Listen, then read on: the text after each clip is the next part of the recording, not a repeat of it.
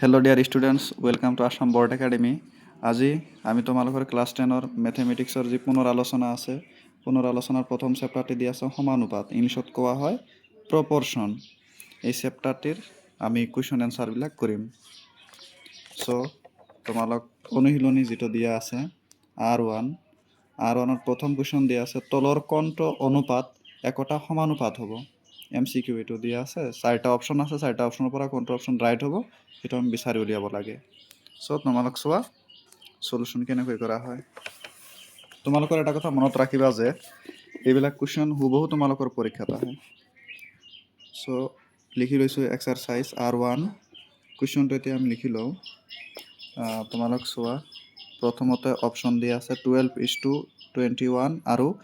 32:56 so লিখি লৈছো এক নম্বৰ সলিউশনৰ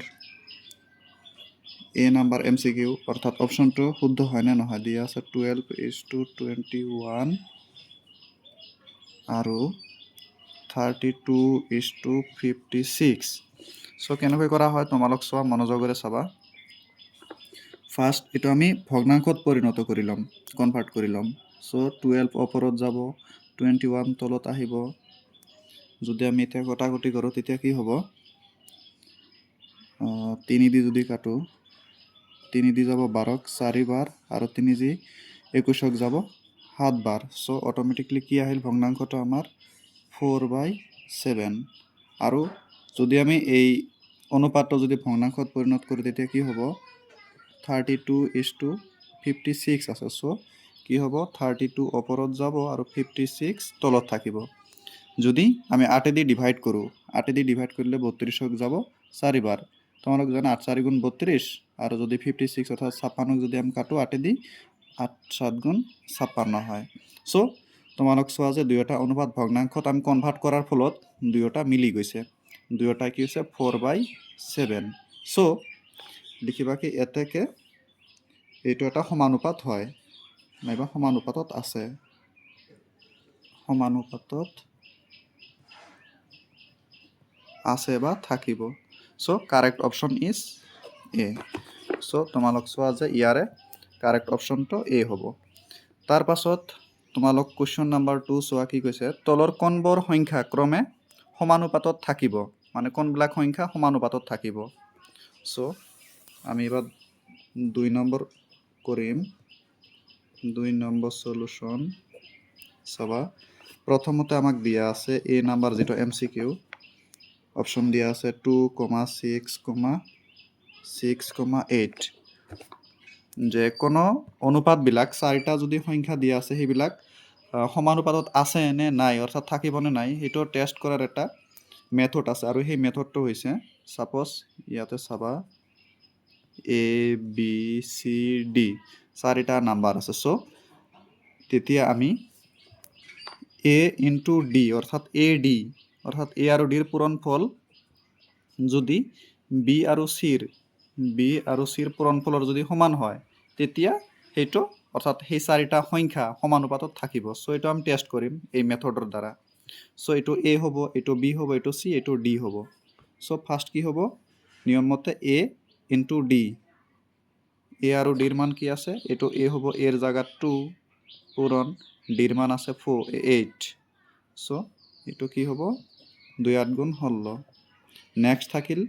এই দুটা হ'ব এটো B আৰু C এই যে B পূরণ C সো 6 into 6 যেহেতু 6 এর B এর জায়গাত C আছে 6 আছে আৰু C এর জায়গাতো 6 আছে সো 6 6 গুণ 36 এই দুটা মিলা নাই পূরণফল গতিকে এটো সমানুপাতত না থাকিব আমি এবাৰ নেক্সট যেটো অপশন আছে হেটো চাম অপশন বি আছে কি 10 20 30 60 এটো টেস্ট কৰিম হয় না নহয় 10 20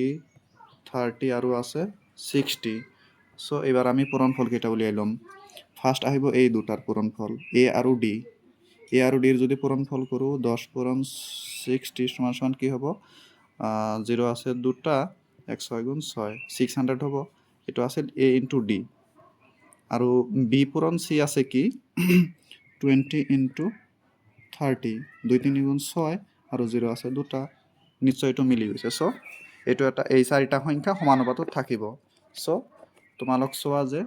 2 নম্বৰ যেটো দিয়া আছিল এই 2 নম্বৰৰ কাৰেক্ট অপচন হ'ব বি নিশ্চয় বুজি পাইছা তোমালোকে এবাৰ কোৱেশ্চন নম্বৰ আমি 3 কৰিম দিয়া আছে খালি ঠাই পূৰ কৰা বৃত্তৰ কালি a সমান সমান পাই r স্কয়াৰ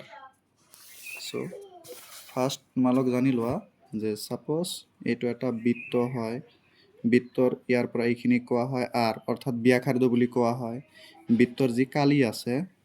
বৃত্তৰ কালি সমান সমান কি হয় পাই r স্কয়াৰ r মানে হৈছে ব্যাসাৰ্ধ সো এবাৰ তোমালোক কোশ্চেন চোৱা কি দিয়া আছে কোশ্চেনত আমাক যে 1 নাম্বাৰ বৃত্তৰ কালি পাই r স্কয়াৰ যদি a বাড়ে তেন্তে r বাড়ে নে কমিব এটো লিখিব লাগে খালি ঠাই কালি কি আখৰৰ দ্বাৰা বুজোৱা হয় a মানে এরিয়া a মানে এরিয়া সো কোশ্চেন দিছে কি যদি a বাড়ে তেন্তে r কি হবে যদি a বাড়ে a মানে হচ্ছে কালি কালি যদি বাড়ে কালি মানে কি সাইজটো তেতিয়া বাড়ি যাব যদি সাইজ বাড়ে বৃত্তৰ কালিটো যদি বাড়ে তেতিয়া কি হবে তোমালোক জানা